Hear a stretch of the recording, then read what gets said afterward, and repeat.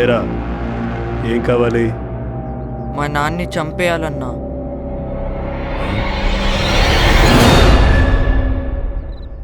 శివా, ఏంట్రా అన్న పిలుస్తున్నాడు. నాయక్,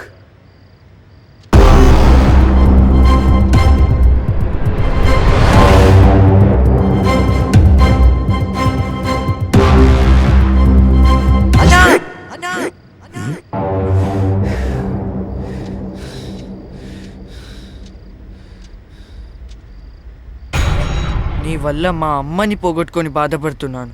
అప్పుడే నేను చంపేసుంటే నా తల్లి నాకు దక్కేది. నాన్నని దగ్గరికి రానివ్వకు.